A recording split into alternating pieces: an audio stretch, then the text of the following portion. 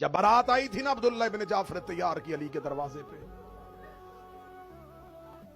अब्दुल्ला इब्न जाफर तैयार की बारात अली के दरवाजे पे आई। हजरत अली ने अब्दुल्ला का हाथ पकड़ा, घर के कोने पे ले जाके कहा, अब्दुल्ला आप मदीने के ताजर हैं, शाम में आपकी तजारत है, यमन में आपकी तजारत है, आज मेरी शहजादी आपके घर जा रही है, अब्दुल्ला बता हक महर में क्या देगा। अब्दुल्ला की आवाज है, या अली आप मेरे आका भी हैं, मौला भी हैं, जो हुक्म करें मैं आलिया का हक महर लिखता हूं। अली फरमाते हैं, मैं बाप होने की हैसियत से क्या बेटी का हक महर पूछ लूं?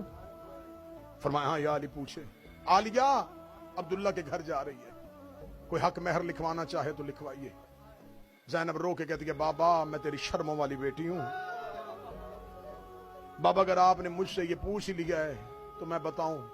अब्दुल्ला से क्या, लिख मेरे हक महर में जब हुसैन मदीना छोड़े मुझे साथ जाना। अली की आवाज है, अब्दुल्ला जब मेरा हुसैन मदीना छोड़े मेरी ज़ैनब को रोकना ना, मेरी ज़ैनब को साथ जाने देना। अब्दुल्ला ने हक महर में शर्त लिखवा दी।